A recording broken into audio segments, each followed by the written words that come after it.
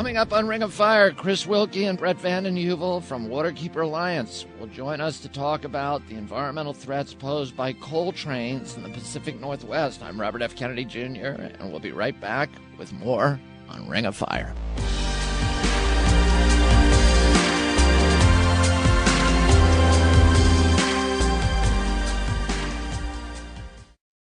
Welcome back to Ring of Fire. I'm Robert F. Kennedy Jr. In order to keep up with increasing demand from foreign energy markets, particularly those in China and India, America's railway system is becoming a utility of the coal industry, shipping fossil fuels from one end of America to the other.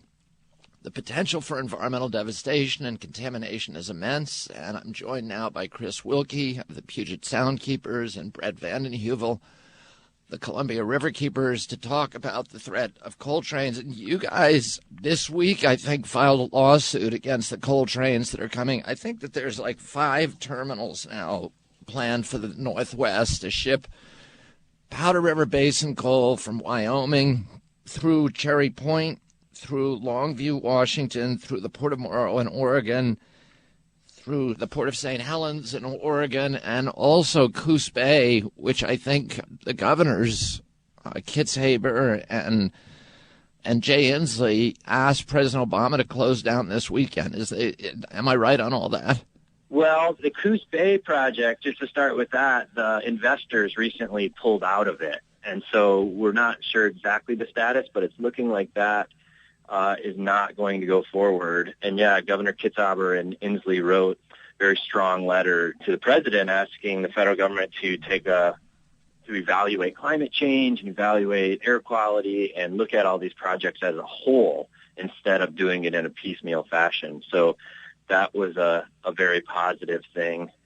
And yes, we did file a 6-day notice this week against the railroad and the coal companies that are currently shipping coal through the Pacific Northwest. This is a problem today. The coal is spilling off of the trains and being discharged into our water, into the Columbia River, into Puget Sound. And that's just from a very small amount of trains is causing a big problem today. So the threat of expanding export to, dozens of trains every day and hundreds of millions of tons of coal will not only destroy our climate, but our waterways as well will be polluted with more and more dirty coal. Well, let's talk about that for a second. The actual entity that you sued was Warren Buffett's railroad, which is BNSF. And these aren't trivial leakages of coal dust. According to their own records, they send 480 open-top rail cars every day through Washington. Each one of those coal cars, while it's in Washington, bleeds 500 pounds of coal dust per trip. So a 120 rail car dumps 30 tons of coal into the state, and most of that ends up in the waterways, and the coal is loaded with toxics like arsenic, uranium, mercury, and hundreds of other heavy metals that get into the fish of the Columbia Gorge, of Hood River, and all these important waterways out west. So what's the gravamen of the lawsuit? Well, basically, the lawsuit is about the existing transport of coal. There's really 2 things at work here, which you've identified. The first thing is the existing transport of coal. We have a coal plant in Washington, one coal-burning power plant, which is actually, through an act of the Washington State Legislature, it's being shut down. And it's going to be mothballed in, I think, the next 10 or 12 years. And so Washington's going coal-free. Oregon is going coal-free. And I understand California is on the path to do that also. So while we're making this process to go coal-free, they're planning on making us the largest coal exporter in the country. This proposed terminal at Cherry Point in Washington, which is slated to be built on an aquatic reserve on a sacred tribal burial ground, will actually be the largest coal terminal in the country, and it would actually double our nation's coal exports. So despite the best efforts of the people of Washington, Oregon to go coal-free and to do their part on climate change, they're proposing to basically make us the engine of expansion of carbon pollution. And so we're fighting the terminals, and there's a process to approve these terminals, and we're fighting to make sure that they don't happen. But while this is happening, they are currently bringing in coal to run this plant. There's one plant which is scheduled to be shut down, and they're actually passing through up the I-5 corridor up into Canada, and there is an existing terminal on the Canadian side of the border. It's actually only about a mile from Puget Sound, from Washington waters, and they're currently shipping coal out of there to Asian markets. So we're seeing those trains come through Seattle every day. I think there's 2 of them a day. And they're leaking coal. We're finding coal every place we've looked along the way. At public waterway crossings, we're finding coal in the water. Guys, can you talk with us a little more after the break? Absolutely. We'll be right back with more from Chris Wilke and Brett VandenHeuvel, the Columbia Riverkeeper and Puget Soundkeeper, respectively. I'm Robert F. Kennedy Jr., and we'll be right back with more on Ring of Fire. Tell me something I don't know, 'cause we've been at some times before. Make it up as we go along, and we're in so deep you can't be wrong. It's obvious that this is more than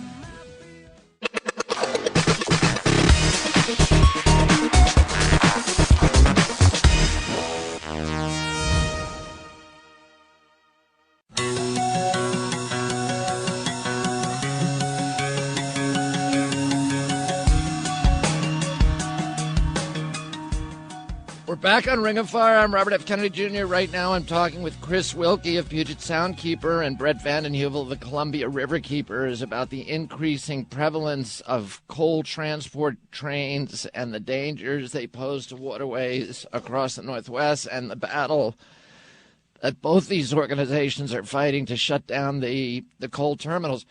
Before we go on to the kind of the broader issue of coal, tell us about some of the other impacts to the state and to the people who live near the railroad tracks. What does this do to property values? What kind of subsidies are the railroads getting from the local towns and from the states in order to maintain their tracks, et cetera?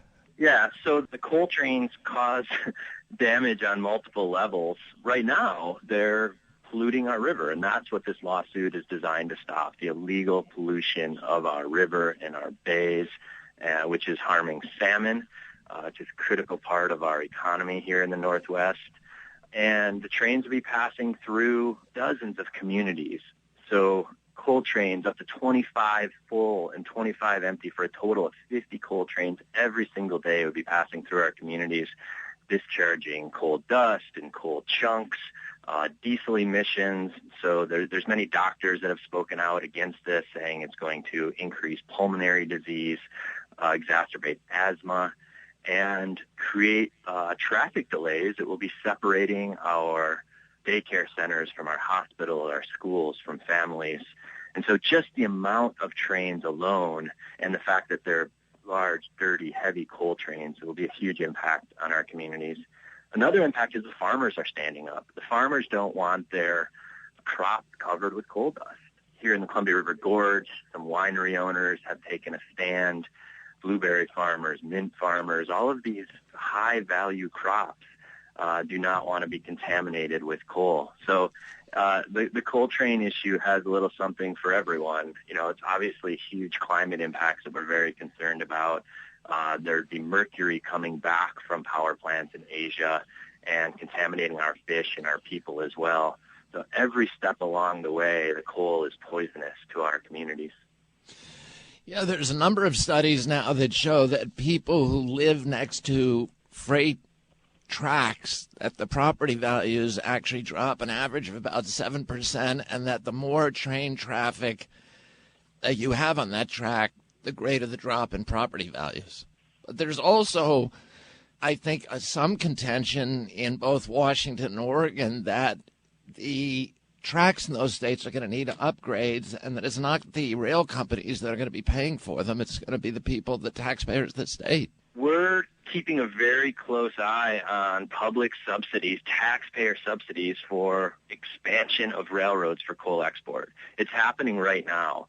In Longview, Washington, they're proposing to build a multi-hundred million dollar overpass that would benefit the coal companies, and that would come from taxpayer dollars, from state and federal grants, and that's something that people obviously are not going to appreciate and don't even know about. So that's a big thing we're trying to expose is, do we really want to subsidize coal export, and do the hardworking people in America and in Oregon and Washington and want to pay for these coal companies for the survival of these coal companies? Because that's what export comes down to. It's whether the coal companies can survive as their market shares dwindle in America. And property values, yeah, absolutely. Property values would decline. I mean, if you can think of a residential neighborhood with coal trains going through, it's much less attractive to live there. Same thing for the agriculture. Quick story, the city of Longview, Washington is taking really great steps to attract new people and businesses there. And I was talking to a realtor who he's on the committee to put up new signs and to highlight their river and the forest and the outdoor ethic in Longview. And he laughed and said, if we have coal trains coming through here, it doesn't matter what we promote our town as. We're going to be known only as a coal town. Because I've done a lot of work in West Virginia, I've looked at the lobbying efforts and the money spent by the various lobbying groups that support coal, and those include the utilities, the coal mines themselves, the mining companies, but most of all the railroads. About 50% of all rail traffic in this country is devoted to coal. And the coal gondolas are so heavy, they weigh, 40 to 90,000 pounds. They warp the tracks. And that's one of the reasons we can't have high-speed rail in this country. But the railroad industry spends hundreds of millions of dollars on lobbying, and most of that lobbying goes towards protecting coal. And here you have Warren Buffett, who owns this company, Berkshire Hathaway, who bought the railroad a few years ago, and that company is putting up huge amounts of money to lobby for coal, lobby on behalf of coal. Ironically, the battle that you guys are fighting is partially a result of the success of our groups, of Waterkeeper, of Sierra Club, NRDC, and other groups across this country to shut down the coal industry in this country. We've shut down about 100 proposed coal-burning power plants over the past 3 years, and everybody recognizes that coal is shrinking in this country, but it's growing elsewhere around the world. And so the only way for coal to survive is through these export terminals. And that's why we're getting this pressure now on both coasts to try to export coal, but most of it is coming from the Powder River Basin, which is low-quality coal, and they want it in Asia. Yeah, it's also, the coal itself is really brittle. You can just break it apart in your hand, and it turns to dust very readily. So whether it falls into the water as a chunk of coal, or it just readily breaks down into dust. And one of my concerns is that's going to make it more available to pollute the ecosystem. And I think I keep coming back to, it's just the sheer magnitude of this thing is really the biggest problem here.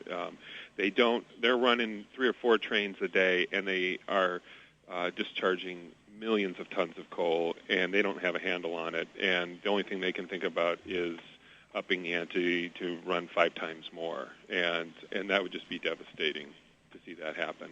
And then lastly, you were getting to the point about the impacts on the communities. We've got business owners in Seattle and in some of the small towns north of Seattle that are coming out against the coal terminals because they're worried about essentially just even being able to get their goods to market and their customers to their businesses through the increased rail traffic coming through their communities grade crossings, and they're already noticing an impact from just the couple of coal trains they're seeing a day. So we're getting city councils and mayors to come out against this. There's a document written by 130 Whatcom County doctors against the coal terminal. So it's not just the environmental groups on this by any means. There's a growing coalition that's against this.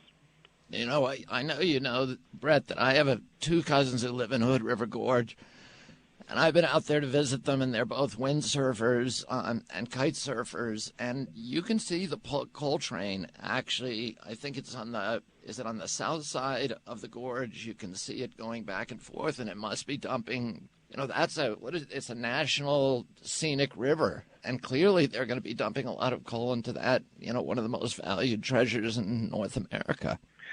Yeah, absolutely. The Columbia River Gorge is a national scenic area. It's highly protected for its not only scenic values but natural values and recreation. And yeah, people are on the river every day, on the river fishing and on the river with wind sports, and it will be a huge threat. And the thing about the Columbia River Gorge is that it's very topographically constrained, right? It's a gorge. And so the rail is literally perched on the side of the river. And everywhere we've gone this winter, we did investigation. We took the Riverkeeper patrol boat out and went to the railroad trestles where they're crossing and the sites where the rail is perched along the side of the river, and found coal everywhere. And so the windsurfers and the kiteboarders and all of the recreationists on the river are seeing this more and more when they're trying to enjoy this beautiful place. They're threatened with dirty coal. Chris Wilke is Puget Soundkeeper, and Brett VandenHeuvel is with the Columbia Riverkeeper. Thank you both, gentlemen, for coming on the show, and thanks for what you're doing to stop the export of coal from these terminals in the Pacific Northwest. Thank you. Thanks, Bobby.